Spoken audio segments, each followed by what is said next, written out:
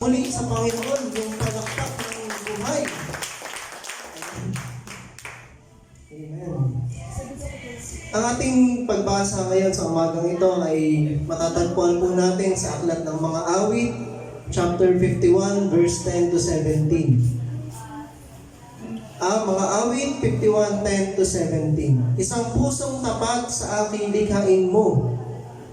Sa aking likhain. Bigyan mo, O Diyos, ng bagong damdamin. Sa iyong harap ay huwag akong alisin, iyong banal na espiritu'y paghariin. Ang galak na dulot ng iyong pagdiligtas, ibalik at ako po'y gawin mong tapat. Kung magkagayon na aking tuturuan, sa iyo lumapit ang makasalanan. Ingatan mo ako, tagapagligtas ko, at aking ihayag ang pagdiligtas mo.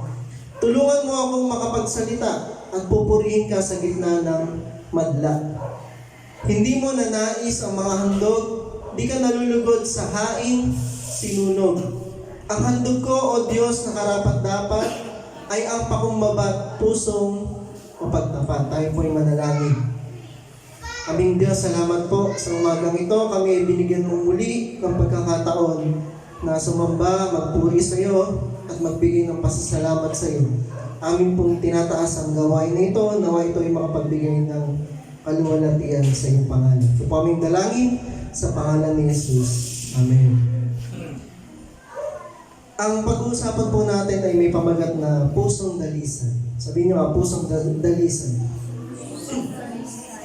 At kamusta mo yung katabi mo? Sabi mo, kamusta yung puso mo, kapatid? Kamusta na yung puso natin?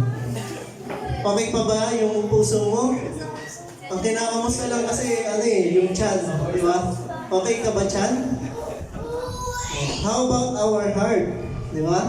Paano naman yung puso natin? Inaalagaan ba natin?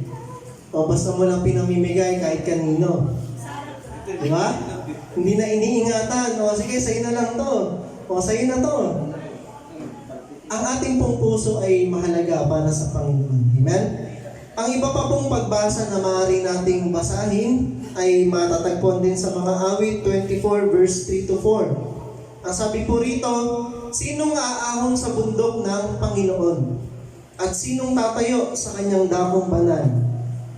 Siyang may malinis na mga kamay at may dalisay na puso, na hindi nagmamataas ang kanyang kaluluwa sa walang kabuluhan, at hindi sumumpa na may kabulaanan. Pag sinabing kabulaanan, ibig sabihin kasinungalingan. Amen? Yan po ay salin sa ang Biblia Tagalog. Also on Mateo chapter 5 verse 8, mapapalad ang may malinis na puso. Namali lang po ata ng time. Sapagkat makikita nila ang Diyos. Di ba? Sabi sa Beatitudes, blessed are those who are pure in heart, for they will see God. Amen? 2 Timothy, 2 Timoteo 2 verse 22. Kaya nga iwasan mo ang masasamang hilig ng kabataan. Sa halip ay pagsikapan mong maging matuwid, tapat, mapagmahal, at mapayapa, kasama ng mga taong may pusong malinis na tumatawag sa Panginoon. Ito yung mga magagandang katangian na dapat po nakikita sa isang Kristiyano. Ano sabi doon? Pagsikapan mong maging matuwid, tapat, mapagmahal, at mapayapa. Amen. Yan po ba ay nakikita sa atin bilang mga tagasunod ng Panginoon? Tayong lahat ay tinawag ng Diyos upang maglingkod sa Kanya. Amen? Meron lang po tayong kanya-kanyang pagkatawag. Paano ba dapat paglingkuran ng Panginoon? Kung magkakaroon po ng isang standard ang Diyos sa mga maglilingkod sa Kanya, ano po kaya iyon? Ang bawat paglilingkod po ay pantay-pantay sa paningin ng Diyos. Nasa mataas ka man o nasa mababa. Wala po siyang pinapaboran. Ibig sabihin, kahit nasa mataas kang posisyon, katulad ng pagiging isang hari, ay maaari ka pa rin parusahan ng Panginoon kung ikaw ay magkasala. Katulad ni Haring David, na pinurusahan ng Diyos nung siya po ay nagkasala laban sa Kanya. Amen? So kung Maalala niyo po yung istorya, yung tungkol po kay Bathsheba.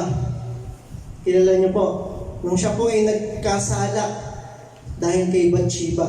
Nung sila po ay nagkaanak ni Bathsheba, yung unang anak po nila ay kinuha ng Panginoon. Amen? So yun po ay isang parusa ng Diyos dahil siya po ay walang kinikilingan. Amen? Kahit ikaw ay hari, hindi mo yun maaaring ipagmalaki sa harap ng Panginoon. Lucas 9:28. Pagkatapos ay sinabi niya sa kanila, ang sino mang tumatanggap sa batang ito, alang-alang sa akin, ay tumatanggap sa akin. At ang sino mang tumatanggap sa akin, ay tumatanggap sa nagsugo sa akin. Ang pinakamababa sa inyong lahat ay siyang pinakadakila. Yung pong nagpapakumbaba, siya po yung pinakadakila sa kaharian ng Diyos. Sapagkat yung pong pagmamataas ay walang puwang sa kaharian ng Diyos. Tandaan niyo po, ang naging kasalanan ni Lucifer ay pagmamataas. In the sin of pride. Sabihin niyo nga, pride. Kapag po tayo ay pinasok ng spirit o spirito ng pagmamataas, yung the spirit of pride, yun po ay kalapastanganan sa Diyos. At yun po ay ayaw ng Panginoon. Pantay-pantay rin po ang pamantayan o standard ng Diyos sa kanyang mga lingkod. Isa po riyan yung pagkakaroon ng malinis na puso. Sabi niyo nga, malinis na puso. O yung mas malalim po na termino ay dalisay na puso, pusong dalisay. Ang salitang dalisay, ito po ay ginagamit sa paglalarawan sa batis. Diba? Pag sinabing yung batis ay dalisay, napakalinis po ng tubig. O sa isang bagay na lubhang malinis katulad po ng ginto na dinadalisay sa apoy. Amen? Yung pong ginto, pagka yan ay namina, hindi po yan automatic na kumikinang. Tama po. Yan po ay parang bato o isang ore na nandun sa loob po yung ginto. Meron siyang mga marks. Yung bato na yun, may mga marka na siya ay merong ginto. Kaya po ang gagawin po nung mga nagmina, no? Sila po ay dadalisayin nila yung ginto hanggang sa lumabas yung tinatawag na purong ginto o yung dalisay na ginto. Yun po ay idinadarang sa apoy. Amen? Hindi po kaagad ay makinang na ginto ang kanilang nakukuha. Ano po ang kahalagahan ng pagkakaroon ng malinis na puso sa paglilingkod sa Diyos? Ang pagkakaroon po ng malinis na puso, yun po yung mas binigyan higit na pagpapahalaga ng Panginoon kaysa sa mga bagay na panlabas. Amen?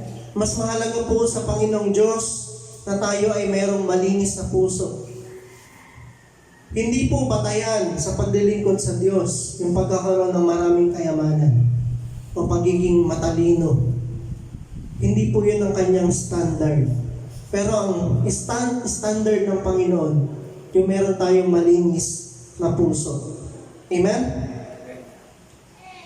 Ano po ang kahalagahan ng pagkakaroon ng malinis na puso? Sabi sa Mateo 5:28, ngunit sinasabi ko sa inyo, ang sino mang tumingin sa isang babae ng may pagnanasa ay nangangalunya na sa babaeng iyon sa kanyang puso. Yung standard po ng mga Hudyo, kapag po ang isang tao ay nangalunya, yun po ay aktual na niyang ginawa, yung pangangalunya.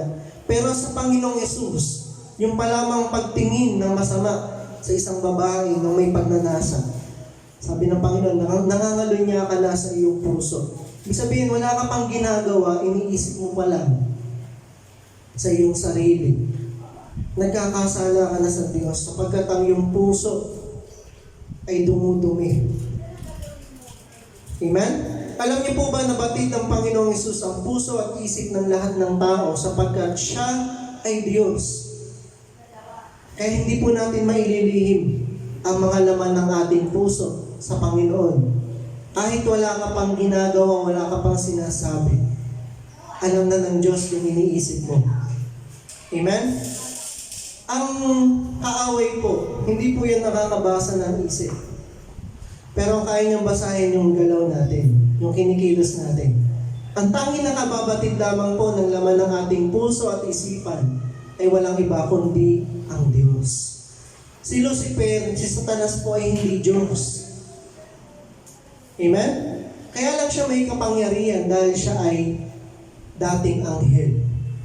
Bilang anghel, meron silang mga espesyal na abilidad na pinagkaloob sa kanila ng Panginoon. Amen? Hindi sila kagaya natin. Sila po ay mga spiritual beings. Okay? Pero hindi po siya nagtataglay ng kapangyarihan na katulad ng sa Diyos. Di ba kasi si Santa Claus, parang ginawang Diyos. Yung mga katangian ng Diyos, yung mga kapangyarihan ng Diyos, iniligay nila kay Santa Claus. Yun po yung pandilindang ng kaaway. Sabi nga sa kwento, di ba, si Santa Claus, nililibot niya ang buong daigdig sa loob naman ng isang gabi. O, anong kapangyarihan yun? Yung omnipotence, no? Or omnipresence. No, alam niya yung ginagawa mo. He knows if you have done good, evil or good, di ba? Sabi dun sa kanta. Ano yun? Omniscience. Alam niya yung isip mo. Di ba? At saka marami siyang kayang gawin. Yun naman yung omnipotence. Okay? Pero yun po ay hindi Diyos. Siya po ay katang-isip lamang. Pero marami po ang nalilinlang. Okay? Sapagkat inaagaw niya yung mga katangian na dapat ay para sa Diyos. 1:25, hindi na kailangang may magsabi pa sa kanya tungkol sa kanino man, sapagkat nalalaman niya ang nasa isip ng lahat ng tao. Ngayon niyo sabihin na si Kristo ay tao lang. May makakagawa ba nito? Na ordinaryong tao? Wala. Sapagkat si Kristo ay Diyos, kaya nababatid niya ang isip ng lahat ng tao. Ito pa ang sabi ng Panginoong Hesus, Mateo 23:25-26. Kahabag-habag kayo mga tagapagturo ng kautusan at mga pariseyo, mga mapagkunwari, nililinis ninyo ang labas ng tasa at pinggan, ngunit ang mga iyon ay puno ng kasakiman at pagiging makasarili. Bulag na pariseyo, linisin mo muna ang nasa loob ng tasa at pinggan at magiging malinis din ang labas nito. Nawa po ay maging malinaw sa atin, naunawaan natin na tinutukoy po ng Panginoong Hesus dito, hindi po yun lang tasa o pinggan. Sapagkat ang Panginoong Hesus kapag ka po siya ay nangaral, ito po ay gumagamit siya ng mga simbolo. Hindi yun yung kanyang tinutukoy, hindi po yun ang kanyang nais pag-usapan. Ang tinutukoy po niya yung ating katawan. Kadalasan po ang tao, ang pinagtutuunan lang ng pansin yung panlabas. Yung siya ay maging malinis sa panlabas. Makita siya na siya ay isang religyoso. Palasimba. Nananalangin yan, mabait na bata yan, mabait na tao yan. Pero kamusta naman yung ating panloob? Maaaring yung mga tao nakikita ka na ikaw ay mabuti. Pero kamusta ka sa harapan ng Diyos na nakakakita ng iyong ginagawa kapag walang ibang tao? Kamusta ka sa harap ng Diyos na nakakabatid ng laman ng iyong puso at isipan?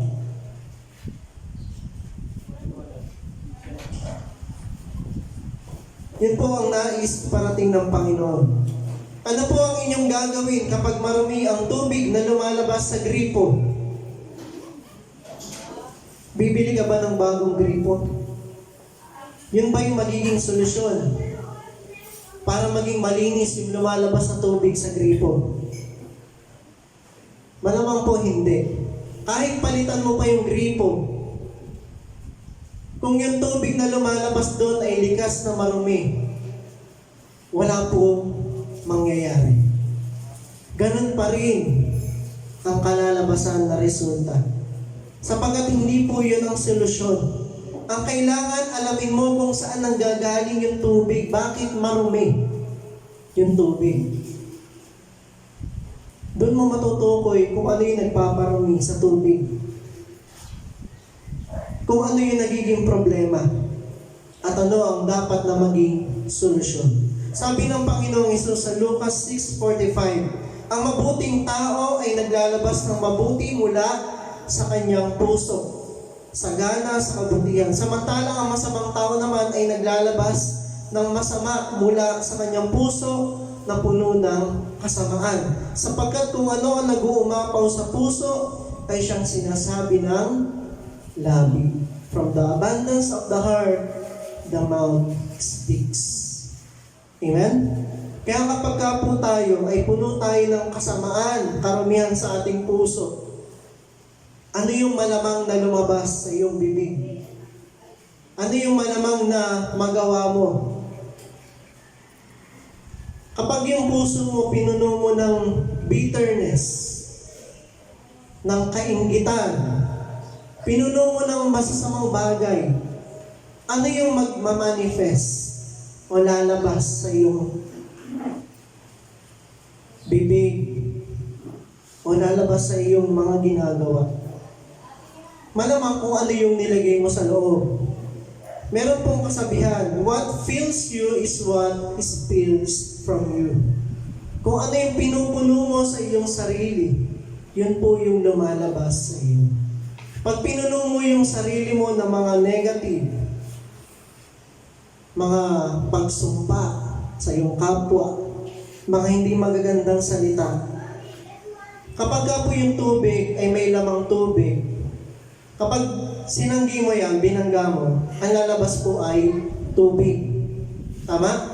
Pag pinuno mo yan ng kape, syempre pag nabangga yan, ang lalabas, kape. Alangan naman lumabas dyan ay juice. Ibig sabihin, kung ano yung pinupuno mo sa sarili mo, kapag mayroong bumangga sa iyo, kapag nasanggi ka, kapag na-shake ka sa buhay Kristiyano mo, ayun yung lumalabas sa iyo. Maaaring na itatago mo sa ibang tao, pero ikaw pala ay puno na ng sama ng loob. Sabi nga, nagtitimpi lang ako eh. Wag lang iisa to, pagka to umis pa, talagang sasabog ka na, di ba? May mga ganun pong pagkakataon. Ano po ang marapat gawin? Sabi nga, huwag natin punuin ng masama ang ating puso, sapagkat yan yung nagpaparami sa atin. Amen? Sabi ng Panginoon, linisin mo yung panloob, huwag lang yung panlabas. Ibig sabihin, huwag ka lang maging makadiyos sa panlabas, na parang nagpapanggap ka lang. Pero sa loob pala, anong sabi doon ng Panginoon? Puno kayo ng pagiging makasarili. Eh, sa loob nun, mga mapagkunwari. Di ba? Puno ng kasakiman at pagiging makasarili. Yan po yung isa sa nagpaparumi sa ating puso. Yung pagiging sakim at makasarili. At yan po yung pinopromote ngayon ng sanlibutan. Amen? Kaya sabi ng Panginoon sa kanyang salita, huwag tayong makiayon sa takbuhin ng sanlibutan na ito. Sapagkat ang takbuhin po ng sanlibutan ay puro karumihan, puro kasalanan. Anong nilalagay sa isip ng kaaway? Mga bata pa lang, tinuturuan na ikaw, sabi nila, ikaw ay hindi ka lalaki, hindi ka babae.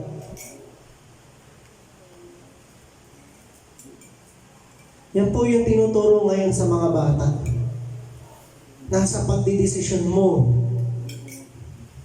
kung ikaw ay magiging lalaki o ikaw ay isang babae. Sumobra na po tayo sa karapatan. Na pati yung kasarian ng isang tao, karapatan na po niyang piliin kung ano yung kanyang magiging kasarian. Tinanggalan ng karapatan ng Diyos kung ano talaga yung dinisenyo para sa Kanya. Amen? Labis-labis na po ang pag-abuso sa karapatan. Kaya po, hindi dahil itinuturo sa mga eskwelahan, ibig sabihin ay tama na. Kailangan alam pa rin natin ang salita ng Diyos kung ano yung talagang dapat. Amen? Kapag marumi ang puso, asahan mo magiging mali din ang kanyang ginagawa. Mabuti ang manalangin, subalit kung ginagawa mo ito upang mapansin ka ng mga tao, nagiging mali ang panalangin. Tama. Mabuti ang mag-ayuno, subalit kung ginagawa mo ito upang parangalan ka ng mga tao, nagiging mali ang pag-aayuno, sabi ng Panginoong Hesus. Bakit? Dahil mali ang puso. Mali ang intensyon. Kapag mali ang motibo mo, kahit tama yung ginagawa mo, pero meron kang maling motibo, nagiging mali po yun sa harap ng Diyos. Tandaan natin, hindi po yung tao yung dapat natin piniplease.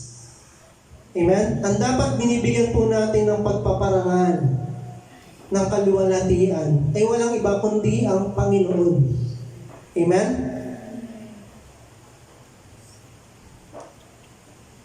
Kapag ginagawa mo ang isang mabuting bagay, subalit mali ang laman ng iyong puso, nagkakaroon po ito ng bahid ng karumihan. Mahalaga sa Diyos ang laman ng ating puso. Kaya ang sabi po sa ating pagbasa sa mga awit 51, verse 16 to 17, hindi mo nanais ang mga handog. Di ka nalulugod sa haing sinunog. Ang handog ko, O Diyos, na marapat o karapat-dapat ay ang pakumbaba, puso mapagtapat. Mabuti po ang maghain ng handog sa Diyos. Siya mismo ang nag-utos po nito. Pero anong sabi po rito? Hindi ka nalulugod sa haing sinunog. Hindi mo na nais ang mga handog. Bakit? Kasi yung naghahandog ay marumi yung puso. Hindi natin pwedeng suhulan ng Diyos. Hindi natin pwedeng tapalan yung mga ginagawa nating kasalanan na mabubuting gawa. Amen? Hindi po yun pwedeng ipambayad sa ating mga kasalanan. Kaya ano yung marapat o karapat-dapat na handog para sa Diyos? Una, yung ating kapakumbabaan at yung pagkakaroon ng puso matapat. Ibig sabihin, nagiging totoo ka sa harap ng Diyos. Amen? Leviticus 19 verse 1 to 2, The Lord said to Moses, Speak to the entire assembly of Israel and say to them, Be holy because I, the Lord your God, am holy. Isang mabigat na utos mula sa Diyos. Na sabi niya, maging banal kayo sapagkat ako ay Diyos na banal. Alam nating lahat, hindi po madali ang maging banal. Mahirap magpakabanal. Inulit po yan sa bagong tipan. Unang Pedro, 1 Peter 1:16. For it is written, Be holy because I am holy. Be holy also means to be pure and blameless. Sabi nga, pure and blameless. Pure and blameless. Ibig sabihin, wala kang bahid. Malinis ka na iyahain sa harap ng Diyos. Amen? Ang ibig sabihin ng pagiging banal ay pagiging puro o dalisay. Walang bahid ng kapintasan. Hindi po pwedeng mag-alay sa Diyos ng mga alay na pilay o may kapansanan, may sakit. Hindi po yun kalugod-lugod sa Diyos. Para mo siyang ininsulto. Gayun din yung ating sarili. Parang inihahain natin ang Diyos. Sa Diyos, yung ating sarili. Sa Kanyang harapan. Hindi mo pwedeng ihain yung sarili mo nung meron kang bahid ng kapintasan. Amen? At yun po ay magagawa lang natin sa pamamagitan ng Panginoong Hesus. Hindi natin yun kayang gawin sa sarili lang natin. Amen? Paano magkaroon ng malinis na puso? Una, magpalinis ka sa Panginoon. Sabihin nyo, magpalinis ka sa Panginoon. Paano tayo magkakaroon ng dalisay na puso? Humingi ka ng tawad sa Panginoon. Kailan tayo huling humingi ng tawad sa Diyos sa mga nagawa natin?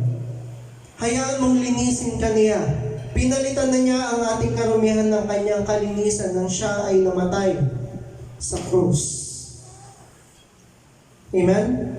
Nilinis na tayo ng banal na dugo ng Panginoong Hesus. Sapat na yung kanyang dugo upang mapatawad tayo sa ating mga kasalanan. Wala tayong pwedeng idagdag.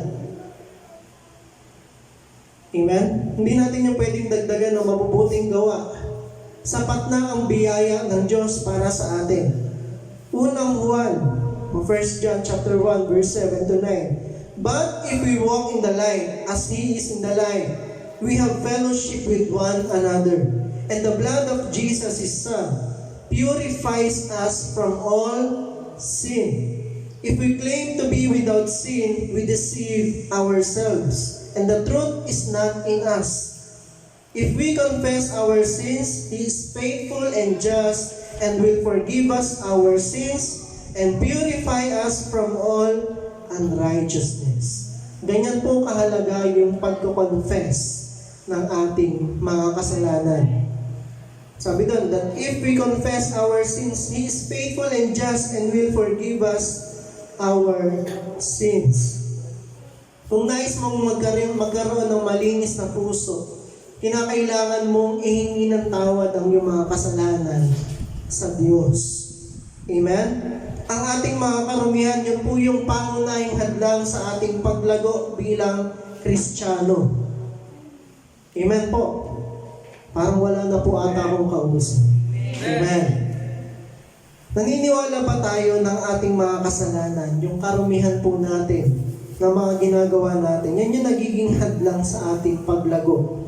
Ang isang halaman na natatabunan ng mga damo ay hindi po lalago. Mahihirapan siyang lumago kasi inaagawan siya ng sustansya, inaagawan siya ng araw ng mga damo.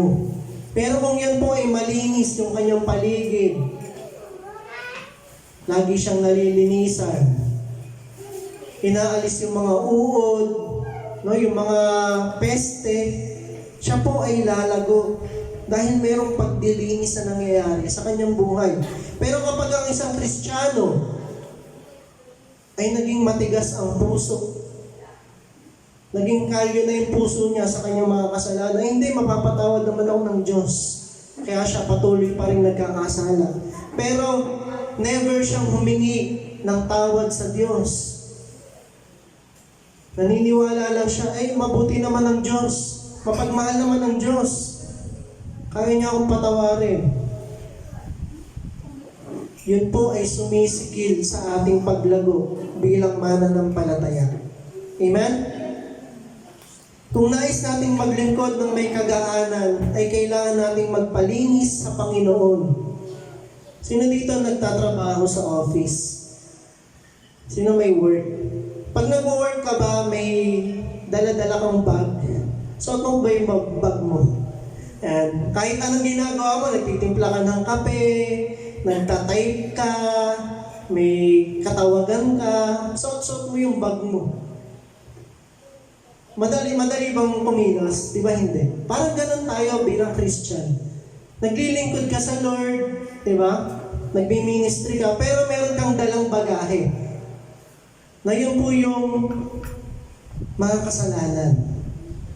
Yun yung mga karumihan. Ang kasalanan po, maraming bagay yan. Isa sa mga kasalanan na dala-dala natin yung hindi pagpapatawad. Amen? Isa yung malaking bagahe na maaaring nagiging hadlang sa ating paglago bilang Kristiyano. Kaya magtataka ka, ang tagal mo ng Christian, parang bansot ka pa rin. Di ba? Hindi lumalago yung spiritual.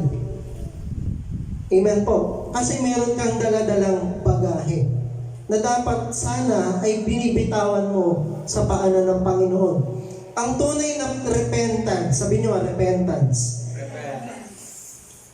o paghingi ng tawad, ito po yung may kasamang pagtalikod sa kasalanan. Amen? Yun po yung totoong humihingi ng tawad. Yun yung totoong paghingi ng tawad, yung handa kang talikuran ang kasalanan. Pero kung humingi ka na ng tawad, pero sa isip mo, hindi ka pa talaga handang talikuran yung kasalanan. Hindi ka talagang humihingi ng tawad. Nagsasorry ka lang. Sorry Lord! Tapos kinabukasan, sorry Lord ulit. Di ba? Puro sorry Lord ka lang, pero wala ka talagang desisyon na iwanan yung kasalanan. Bilang lingkod, kailangan po nating magpalinis sa Panginoon sa pamamagitan ng paghingi ng tawad at pagtalikod sa ating mga kasalanan. Ang paglilinis ay tuloy-tuloy habang tayo ay nabubuhay sapagkat patuloy pa rin tayong nakakagawa ng kasalanan. Sino dito yung araw-araw naliligo? Sino minsan lang? Sino every other day? Pagka nandun ka sa malamig ang klima, pwedeng once a week. Hindi ka babaho doon, di ba? Kaya lang nasa tropical country po tayo mga kapatid. Dito po tuwan-tuwa ang mga bakterya. No? Huwag ka lang maligo ng isang araw, ang baho mo na, amoy mo yung katabi mo. Malalaman mo agad kung naligo yan o hindi. Tama. Ganon din po yung ating spiritual. Dapat laging nililinis. Kasi lagi rin tayong dumudumi. Amen? Maraming bagay na nagpaparumi sa atin, lalo na ngayon.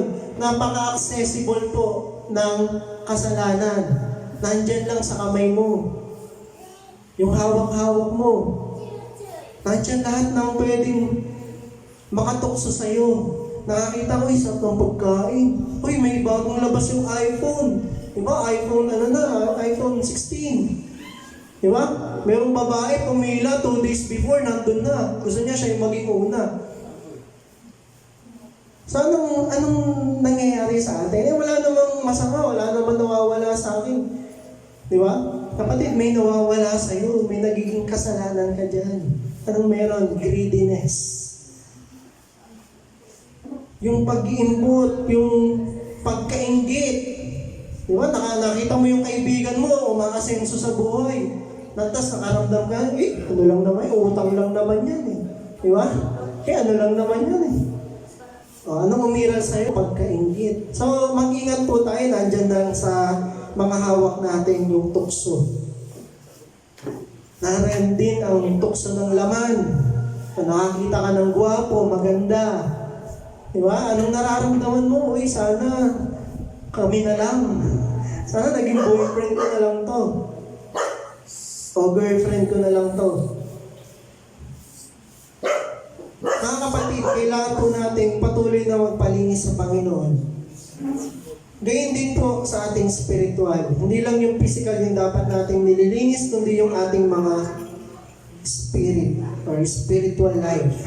Kailangan din natin maging malinis sa ating panloob, hindi lang po sa panglabas. Alam niyo yung natatanging kasalanan na hindi kayang patawarin ng Diyos. Ano po yun? Sige. Ang tanging kasalanan na hindi po kayang patawarin ng Diyos ay yung kasalanan na hindi natin inihihingi ng tawad. Ang tawag doon is unrepented sins. Sabi nyo unrepented sins. Paano ka patatawarin hindi ka naman humihingi ng tawad? Diba? Bakit ba napakahirap humingi ng tawad? Kasi una sa lahat, meron tayong ego. Meron tayong pride. Ba't ako hihingi ng tawad? Diba? Siya naman yung may kasalanan sa akin. So mahirap po talaga. Pero kailangan po nating gawin. Pangalawa, paano magkaroon ng malinis na puso? Pangalawa, magpalinis sa salita ng Diyos. 1:15 verse 3. Nalinis na kayo sa pamamagitan ng salitang sinabi ko sa inyo. Ang salita po ng Diyos ay nakakapagpalinis sa ating puso. Ang salita ng Diyos ay parang apoy na naglilinis sa atin. Kaya niyang tupukin yung mga karumihan sa ating puso. Hindi natin kayang linisin ang ating sarili. Kailangan natin ang tulong ng Diyos at ang Kanyang salita ang tutulong sa atin. Dito natin malalaman yung mga bagay na gusto at ayaw ng Diyos. Kaya tayo nagiging marumi dahil ginagawa natin yung ayaw ng Diyos. Amen? At yung mga gusto niya, hindi naman natin ginagawa. Sa ganung paraan po tayo nagiging marumi sa harap ng Diyos. Yung hindi natin pagsunod. Sabihin nyo nga, pagsunod. Pag tayo nagiging disobedient sa harap ng Diyos, nagiging marumi tayo. Amen? Ang salita ng Diyos ang siyang dumadalisay sa ating mga puso at kaluluwa sapagkat ito ay makapangyarihan at kayang saliksikin ang kaloob-looban ng ating mga puso. Amen? Sabi sa mga Hebreo 4 verse 12, ang salita ng Diyos ay buhay, mabisa, mas matalas kaysa alinmang tabak na sa magkabilay talim. Ito'y tumatagos maging sa kaibuturan ng kaluluwa at espiritu, na mga kasukasuan at buto, at nakakaalam ng mga iniisip at binabalak ng puso. Sabi niyo nga, puso. Puso. Kamusta na yung puso natin, mga kapatid? Nagpapalinis ka ba sa salita ng Diyos? Hinahayaan mo ba yung salita ng Diyos ang siyang maghari sa iyo?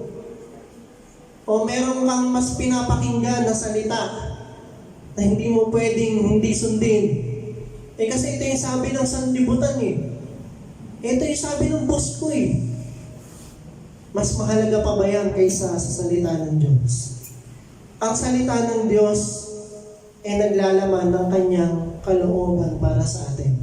Kung nais natin na magkaroon ng tamang direksyon sa ating buhay, huwag po nating iasa sa mga bituin, sa mga zodiac signs.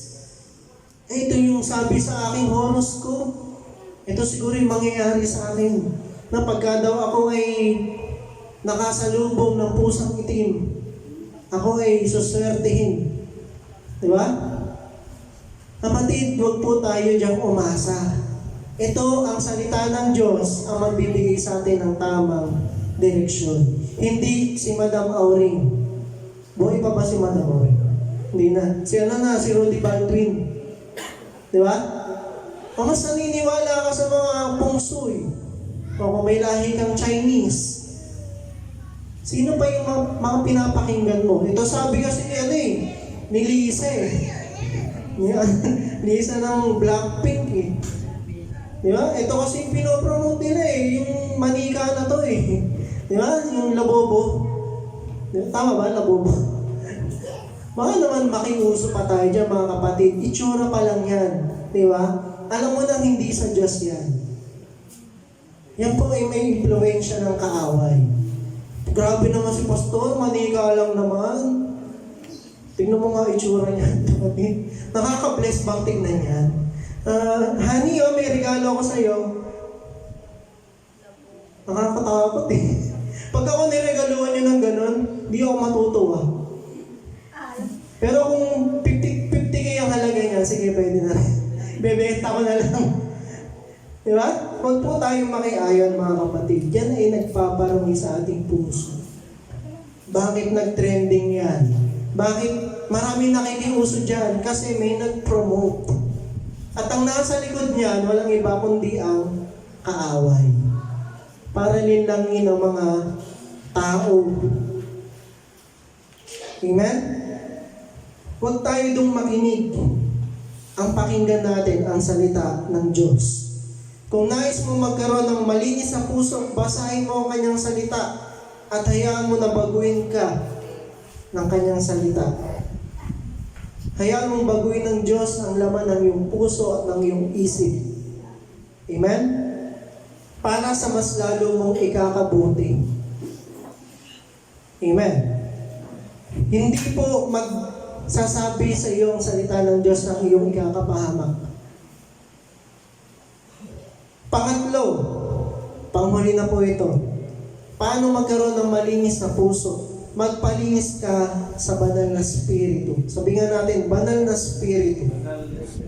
Ezekiel 36:25 to 26. I will sprinkle clean water on you, and you will be clean. I will cleanse you from all your impurities and from all your idols. I will give you a new heart and put a new spirit in you. I will remove from you your heart of stone and give you a heart of flesh. Amen. Napakaganda po ng ating binasa. Ang sabi doon, yung I will cleanse you from all your impurities and from all your idols. Sabi nyo nga, idols. Ang idol, hindi lang tumutukoy sa mga tao na iniidolo natin. Ang idol po na tinutukoy sa Biblia, mga Diyos-Diyosan. Sabi nyo nga, Diyos-Diyosan. Yan yung mga bagay na iyong sinasamba sa buhay mo. Yung tinatangkilik mo. Mas pinapahalagahan mo kaysa sa Diyos. Ang banal na spirito ang tumutulong sa atin na matupad ang kalooban ng Diyos sa buhay natin. Siya ang ating katuwang upang mamuhay ng may kabanalan sa harapan ng Diyos. Totoo po ang banal na spirito. Hindi natin yun inaalis. Siya ay kabahagi doon sa Trinity. Amen? We still believe in the Trinity. In the Triune God. God the Father, God the Son, and God the Holy Spirit.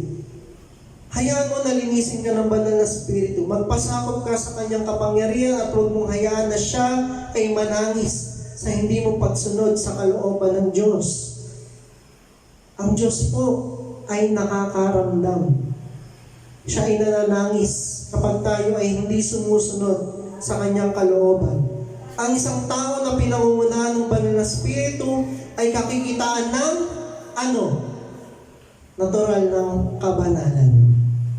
Kasi nga siya ay banal na spirito. Siya ay kakikitaan ng malinis na pamumuhay. Itong taong to, pagka ito hindi nagkakaroon ng malinis na pamumuhay, hindi yan pinangungunahan ng banal na spirito.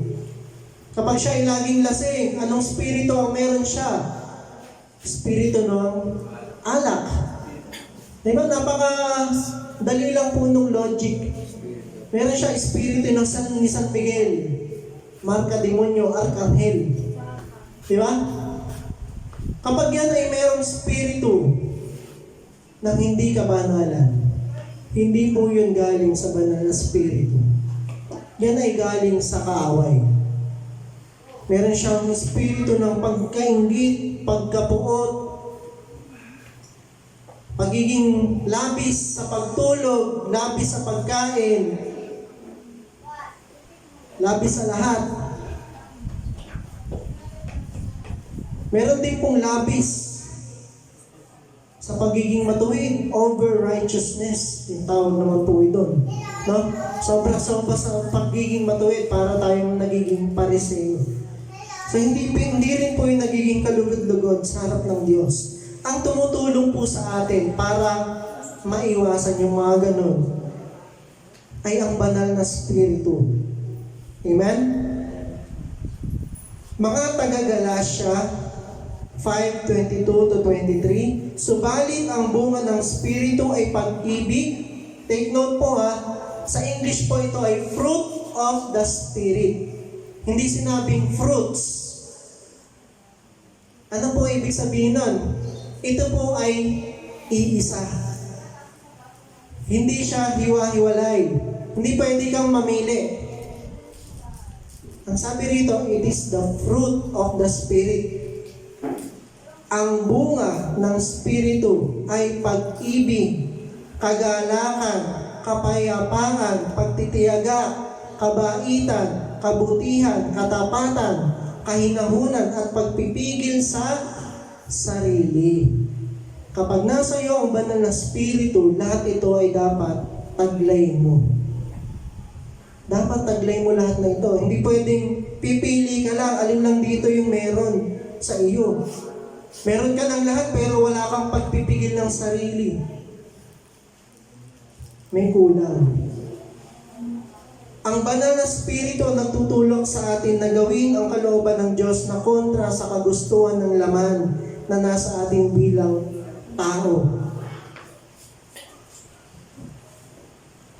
Hindi po nakikiayon sa takbuhin ng sanlibutan ang taong pinangungunahan ng banal na spirito. Nagpapatuloy siyang sumunod sa kalooban ng Diyos at hindi sa kanyang sarili. Yan ang tunay na pinangungunahan ng banal na spirito. Hindi po yung panlabas lang o palabas lang. Dalawa po Kasi yung ibang tao na kunwari lang pinangungunahan ng banal na spirito, panglabas lang. Meron din naman palabas lang. Yung parang lang po scripted. Di ba? Yung lagi namin sinasabi sa inyo, binibigyan namin kayo ng babala. Laban doon sa mga nagkukunwari na sila yung pinangungunahan ng banal na spirito. Pero ang lahat po ay palabas lang. For the views lang, di ka nga. Para sila lang ay kahangaan ng tao. Merong minsan, sikat po na mangangaral, maraming tagasunod. Merong kunwari, inilapit sa kanya, inaalian ng demonyo, nangingisay. Na parang ang galing niyang sumayaw. Di ba? Alam niyo, yabang na yabang ako sa mangangaral na to. Sabi niya, sa inyo, hindi pa nag-react, pero sa akin nag-react. Galang kung kilala niyo na, medyo siya, may edad na. Hindi sa inyo, hindi nag-react Sa akin, hindi niya naitago, nangingisay. Tapos sumagot yung tao, ayaw sa'yo. Sumasagot pa. Di ba? Na talagang, kung ikaw po ay wala sa iyo yung pagkaunawa dun sa nangyayari, maaari kang malinlang. Isipin mo, ang galing. Ay, totoo nga. Pero kung nauunawaan mo, yun po ay hindi kagagawa ng banal na spirito. Ang nakita ko lang sa kanya, spirit of arrogance o pagmamataas. Na pinagmamalaki niya, siya nakakapagpalayas ng espiritu. Sabi ng Panginoon, huwag niyong ikatuwa na nakakapagpalayas kayo ng espiritu. Ng masasamang espiritu. Bakit alam ng Panginoon pwede kang pasukan ng spirit of arrogance or pride? May pinagmamalaki mo na yon sa lahat ng tao. Ayoko, nakapagpalayas ako ng masamang espiritu. Anong sasabihin ng mga tao sa huling araw? Hindi po ba't kami ay nagpalayas ng masamang espiritu sa inyong pangalan? Anong sasabihin sa kanila ng Panginoon? Dumayo kayo sa akin, hindi ko kayo nakikilala. Yun po yung nakakalungkot. Na kapag tayo humarap na sa Panginoon, akala natin tayo ay Kristiyano, yung pala ay hindi. Kasi wala sa atin ang kanyang espiritu. Tandaan natin yung bunga ng espiritu na dapat ay meron tayo. Wala po ditong binanggit na kahit na na pagpapaimbabaw. Pag-ibig, kagalakan, kapayapaan, pagtitiyaga, kabaitan, kabutihan, katapatan, kahinahunan, at pagpipigil sa sarili. Hindi madali ang magpalinis. Hindi po madali yung paglilinis. Idadarang ka sa apoy upang maalis yung mga bagay na nagpaparumi sa iyo. Hindi madali ang pagtalikod sa kasalanan na matagal na panahon mong inaalagaan. Matagal na panahon umalipin sa iyo. Hindi po madaling alisin ka doon. Subalit sa tulong ng Diyos ay magagawa natin ang lahat ng bagay. Maging ang mga bagay na imposible o mahirap para sa atin. Amen? Napakahirap po na ikaw ay lilinisin. Kasi may mga bagay na aalisin sa iyo na hindi madali. Natural, mahirap yun. Di ba? Masakit kapag ikaw ay binubunutan ng tinik. May mga bisyong aalisin sa iyo ang Panginoon. May mga bagay na mahalaga para sa iyo. Pero hindi ka dapat sa harap ng Diyos. Huwag lang po na sana natin gamitin yung Philippians 4:13. Kanina binasa to Philippians 4. Kaya lang banda-banda din eh. Di ba 16 to nandun ka sa sumunod pa eh. Pero yung familiar sa atin, Philippians 4:13. I can do everything through Christ. Tama? Saan madalas gamitin? Sa secular. Pag meron kang papasukang trabaho, I can do all things through Christ. Kaya ko to. No, pag meron kang examination na mahirap, final exam, I can do all things through Christ. Di ba? Yan ginagamit nating verse eh. Kaya lang, ginagamit po natin siya sa pangsarili nating mga ambisyon sa buhay. Nagiging mali po yung paggamit ng salita ng Diyos. Bagamat yun po ay applicable din. Pero hindi po siya yun lang. Hindi po siya dun lang pwedeng i-apply. Ang higit na mahalaga na dapat nating maunawaan, ang tunay na konteksto po ng talatang ito ay tumutukoy sa spiritual at hindi lamang doon sa physical. Amen? Kaya ito nasabi ni Pablo. Kung babasahin niyo yung verse 12, kasi hindi masyadong binabasa eh. Doon lang sa Philippians 4:13 ang focus eh. Anong sabi doon sa verse 12? Meron ba niya? Sabi doon, natutunan ko na ang maging kontento sa buhay. Ayan, yun yung context nun eh. Natutunan na niya yung dumanas ng hirap, pero maging masaya pa rin bilang Kristiyano. Di ba? Basahin niyo po kung meron kayong Bible. Hindi ko na po nailagay.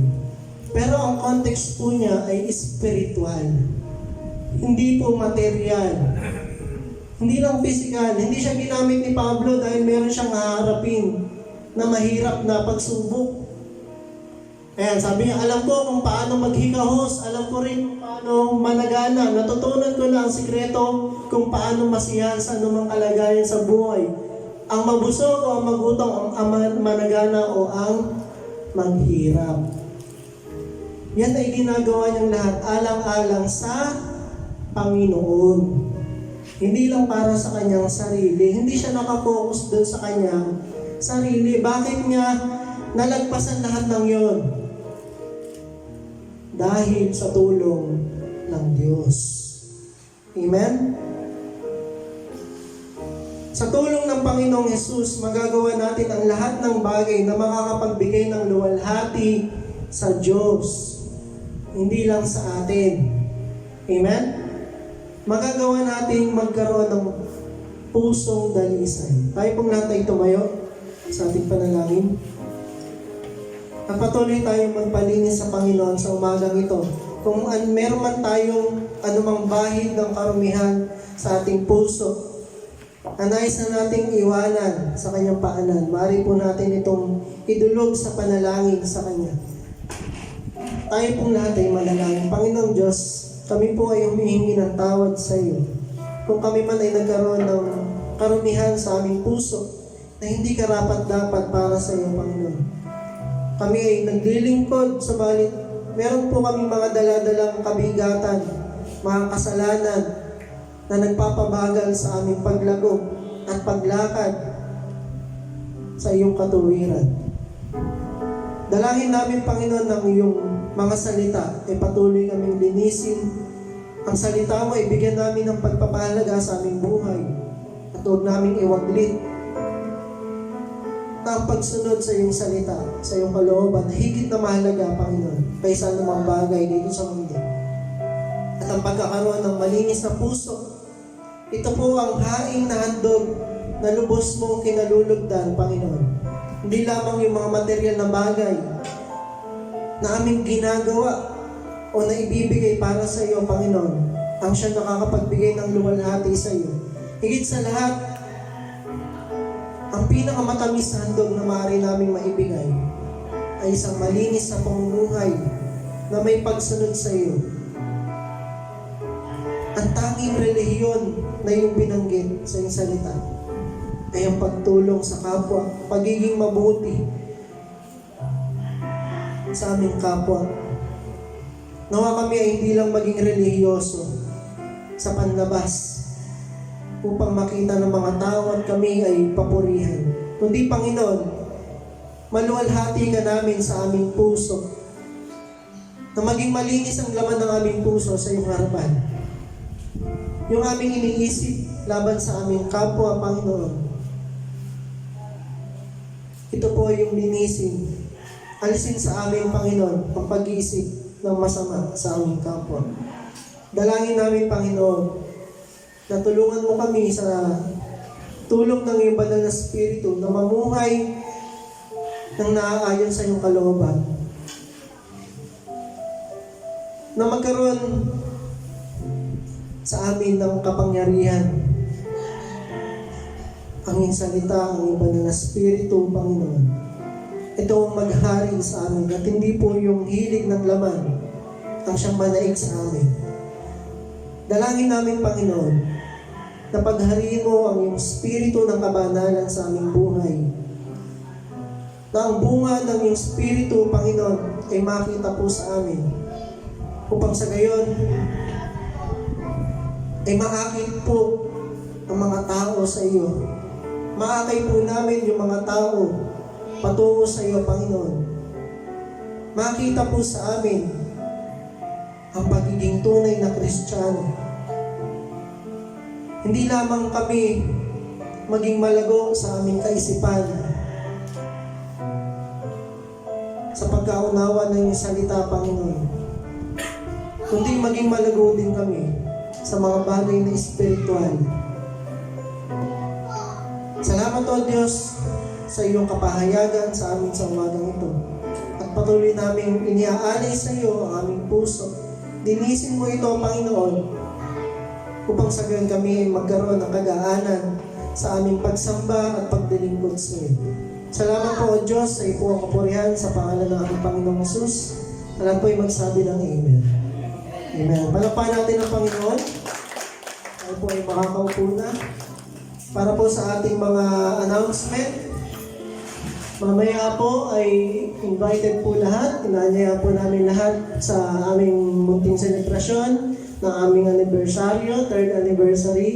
Pwede po kayong pumunta sa amin, ayan, para makisaya, makikain. Ayan. So, every Sunday, meron din po tayong doctrinal class. And then, next Sunday po, last Sunday of October, magkakaroon tayo ng celebration of Pastor's Appreciation Month. Okay? And then, next year, February 9, 2025, tayo po yung mag-celebrate ng ating 18th church anniversary. Yun lang po. Kaya tawagan ko na po ang ating worship team.